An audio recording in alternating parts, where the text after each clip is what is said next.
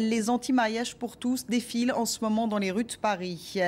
L'avenue de la Grande Armée, vous l'avez vu, est noire de monde. Hélène Camille est sur place. Hélène, c'est une mobilisation qui s'annonce plus politique que la précédente. La renommée de la manif pour tous, oui, effectivement, autour des thèmes anti-mariage pour tous et anti-adoption, d'autres slogans, ne touche pas au mariage mais occupe-toi du chômage, peut-on lire sur les plateaux.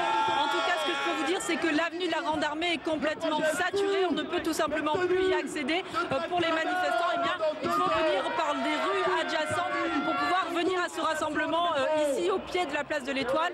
Beaucoup de monde, on ne sait pas s'ils seront plus nombreux que lors de la manifestation du 13 janvier. En tout cas, ils étaient 340 000 selon les policiers, près d'1 million d'après les organisateurs. Et aujourd'hui, les manifestants sont venus de toute la France. Je suis avec Bruno qui vient de Dijon, il est venu avec ses deux enfants. Bruno, pourquoi vous êtes venu aujourd'hui manifester une nouvelle fois? Je suis venu une première fois le 13 janvier manifester. Je suis pourtant pas familier des manifestations, mais ça me paraît très important de faire entendre une autre voix que celle de la plupart des médias aujourd'hui et de nos dirigeants surtout. Et voilà, pour que le débat soit enrichi et qu'on puisse parler de cette question d'une manière sereine et plus en profondeur. Ça nous paraît très important. Alors Bruno, le texte est déjà passé à l'Assemblée, il va être étudié au Sénat, vraisemblablement voté. Vous pensez encore que la mobilisation de la rue peut faire changer les choses? Personnellement, j'en doute parce que effectivement, on voit bien que le gouvernement est très fermement décidé à faire passer cette voie. Malgré tout, c'est très important pour nous de nous exprimer et de montrer au gouvernement, aux décideurs, qu'il y a une autre voix qu'on devrait entendre un petit peu plus. Et c'est la manière dont on pense qu'on peut se faire entendre. C'est la manifestation, malheureusement, quelque part. Merci beaucoup Bruno. Alors vous l'avez entendu, les manifestants qui sont toujours très remontés contre ce projet. Beaucoup demandent la tenue d'un référendum. En tout cas, ce rassemblement ici, avenue de la Grande Armée, va se poursuivre par des prises de parole sur le podium qui est disposé ici. Des prises de parole qui devraient se terminer à 18 h avec l'annonce des chiffres, les chiffres des organisateurs qui peut-être une nouvelle fois varieront de ceux de la police. Nous sommes avec Caroline et ses deux enfants qui est venue aussi avec son mari pour participer à cette manifestation pacifique à l'heure actuelle, puisque c'est plutôt dans une ambiance bon enfant. C'est votre troisième manifestation pour la manif pour tous. Oui. Vous ne lâchez rien aujourd'hui encore? Non, on est sûr de nos convictions. On est sûr de vouloir un papa et une maman pour nos enfants et que tous les enfants de France puissent avoir cette chance. Vous avez l'impression que cette manifestation est plus importante que la précédente? Vous vous attendiez à autant de monde et que ça déborde jusqu'à la place de l'Étoile? Oui, on a été sûr. Parce qu'il y avait énormément de motivation le 13 janvier. Il y avait énormément de monde. En janvier, il y avait 1,3 million de Français. Et aujourd'hui, je pense qu'on en est pas loin. Mais concrètement, le texte est passé à l'Assemblée, il va être discuté au Sénat le 4 avril. Vous pensez que vous pouvez encore faire changer les choses? Qu'est-ce que vous voulez adresser comme message à François Hollande? Que sa loi, on n'en veut pas. Vous êtes pour un référendum? Pourquoi pas, oui. Et s'il ne vous entend pas, s'il ne fait pas ce référendum, vous, qu'est-ce que vous allez faire? On va continuer à montrer qu'on n'est pas d'accord. Tout le monde est gai, tout le monde est joyeux, il y a plein de drapeaux, on est gai et on est heureux d'être là et de voir que beaucoup de gens partagent les mêmes valeurs que nous et donc on est content. Tous nos enfants vont chercher du travail bientôt, on aimerait bien qu'ils se bougent pour leur trouver du boulot et non pas de s'occuper de choses tout à fait marginales pour l'instant. Interdire une manifestation 5 jours avant, ça ne s'est jamais vu. Ça ne s'est jamais vu. C'était inique et par conséquent, il fallait s'y attendre. Malheureusement, il fallait s'y attendre. Mais encore une fois, ce n'est pas nous le responsable, c'est M. Hollande, c'est son gouvernement qui n'a pas voulu nous entendre, qui n'a pas voulu entendre les Français et il ne récolte que ce qu'il a semé. Le printemps français est en train de naître maintenant et j'appelle les gens à venir là pour la naissance du printemps français, à camper, à rester sur place. Nous ne partirons pas. C'est une prise de force. C'est simplement de dire que lorsqu'on n'est jamais écouté, eh bien un jour on se met en colère. Vous ne pouvez pas être appelé au calme lorsque les enfants ont des gaz lacrymogènes dans les yeux et qu'ils sont les premiers à être visés. Ce n'est pas possible. On est des pacifistes, on n'est pas des violents. Et des moments où il faut arrêter. Voilà. Et vous voyez, quand on est accueilli comme ça, Quand on est accueilli comme ça, ce n'est pas possible. Alors je suis à mes côtés avec Anne-Laure qui est donc venue ici en famille avec ses 4 enfants. Vous êtes venue de Brive. C'est important pour vous cette mobilisation et le fait de venir ici place de l'Étoile alors que c'est un lieu qui avait été refusé pour la manifestation. Bien sûr que c'est important d'être à Paris. Après place de l'Étoile ou sur l'avenue de la Grande Armée, ça n'a pas d'importance. On veut juste montrer qu'on est nombreux, qu'on est encore mobilisés, qu'on veut défendre notre famille et qu'on croit dans notre valeur traditionnelle de la famille. Voilà. Alors est-ce que vous avez l'impression jusqu'ici de n'avoir pas été entendu par François Hollande? Quel est votre message encore aujourd'hui? Bien sûr qu'on n'a pas été entendu, sinon on ne serait pas encore revenu aujourd'hui. Peut-être qu'au bout d'un moment il va comprendre quand il verra que voilà, on ne baisse pas les bras et qu'on insiste. Peut-être qu'il finira par écouter les Français. Il se dit le président du peuple, et qu'il écoute son peuple avant tout.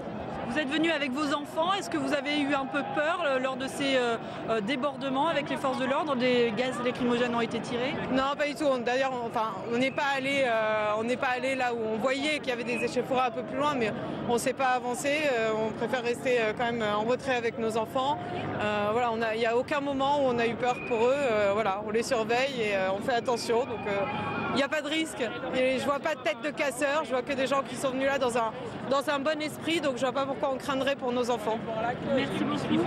Alors, pour l'instant, pas de chiffre officiel de la mobilisation, mais Frigide Barjot, que nous avons vu il y a une demi-heure, nous disait que près de 500 000 personnes seraient en train de se rassembler. Donc, ici, entre l'avenue de l'Étoile, la place de l'Étoile et l'avenue de la Grande Armée. On attend maintenant les chiffres officiels à la fin de la mobilisation. Merci beaucoup, Hélène, en direct de l'avenue de la Grande Armée avec Benoît Robin. Alors, le texte a été voté par les députés. Il sera examiné par les sénateurs le 4 avril prochain. Et c'est justement sur les sénateurs qu'il faut faire pression pour les manifestants en tête de cortège. L'une des organisatrices de l'événement, Frigide Barjot, qu'on va écouter. Que le président voit le peuple de France qui se lève et qui est là, qui est plus que levé. Il est debout et il est toujours... Nous resterons debout. Et il restera debout jusqu'au retrait de la loi. Demain, il y aura des actes de naissance où les enfants seront nés de 2 hommes. Est-ce que c'est acceptable que les Français décident alors même que c'est irréel? Voilà. La loi ne peut pas s'asseoir sur l'irréalité, sauf à devenir arbitraire et totalitaire. Nous regarde du monde entier et la France, une fois de plus, sera exactement la France des droits de l'homme, patrie des droits de l'homme, saura demain tenir sa place, sa vocation, qui est celle de montrer d'abord l'humain avant de montrer le marché, la spéculation ou bien l'intérêt individuel. Soit le gouvernement décide d'arrêter là le débat parlementaire et il va au référendum. Voilà. Chiche, les Français sont contre l'adoption par les couples de même sexe. Ils sont contre pour le référendum. Les atteintes à la politique familiale et ils sont pour le référendum. Ouais. Où le gouvernement décide d'aller au bout de la procédure parlementaire, et bien il y a encore le Sénat, et re-Assemblée, et re-Sénat, et commission mixte paritaire, et conseil constitue, qu'on ne nous dise pas que tout ça est fini. Non, le combat continue, le débat aussi. Il est clair que le gouvernement et le président de la République doivent voir qu'une grande majorité des Français sont contre l'adoption par des couples homosexuels. Moi, je demande simplement ou qu'il retire la loi ou qu'il fasse un référendum. Les choses peuvent changer au Sénat, puisqu'on a quelques voix, et cette mobilisation peut permettre effectivement au gouvernement de reculer. Sénateur, c'est honneur. Il s'agit de dire aux sénateurs que c'est eux, les législateurs aujourd'hui, qui peuvent transformer ce projet, qui peuvent changer la donne. Et moi, j'ai parlé de ce courant d'écologie humaine qui est en train de naître, parce qu'une nouvelle question est posée à notre société. Qu'allons-nous laisser comme repère anthropologique définissant l'essence de l'homme aux générations futures? Je crois que les Français fondent beaucoup d'espoir sur le président de la République parce qu'il a le pouvoir de retirer le projet de loi Taubira, et c'est ce que les gens sont venus dire aujourd'hui au président. Et vous savez, il y a déjà eu des lois qui ont été votées, promulguées, jamais appliquées. J'en dis qu'un gouvernement républicain ne peut pas rester sourd à une mobilisation pareille. Voilà. J'en dis qu'avoir refusé à ces manifestants les Champs-Élysées est une honte et une erreur. Voilà. Si jamais cette manifestation devait dégénérer, ce serait de la faute de ceux qui ont pris cette décision. Tout simplement. Pourquoi? Parce qu'ils ne voulaient pas revoir les images de mai 68, le peuple de France défilant sur les Champs-Élysées. Vous ne pouvez pas gérer une foule aussi grande de cette manière-là. C'est vraiment une erreur totale, c'est une faute professionnelle. L'un des aspects du texte est d'ailleurs, selon certains juristes, inconstitutionnel. L'explication de Marion Mercier. Selon de nombreux juristes, la loi Taubira pourrait être inconstitutionnelle car elle ouvre la voie à l'adoption plénière pour 2 personnes de même sexe. Or, contrairement à l'adoption simple, l'adoption plénière est un changement complet et irrévocable de la filiation de l'enfant. Un nouvel acte de naissance est alors rédigé. Lorsqu'il y a adoption plénière, il y a disparition en réalité de la filiation biologique ancienne au profit d'une filiation juridique nouvelle. Or, il est très difficile, même d'un point de vue juridique, de dire qu'un enfant est né de 2 parents du même sexe. Pour contourner le problème, une des solutions pourrait être de créer un statut particulier pour l'adoption plénière de parents de même sexe. Mais l'égalité entre enfants adoptés serait alors bafouée. Les juristes s'accordent à dire qu'il faut distinguer dans le texte le volet mariage et le volet adoption, ce qui va dans le sens des opposants à la loi.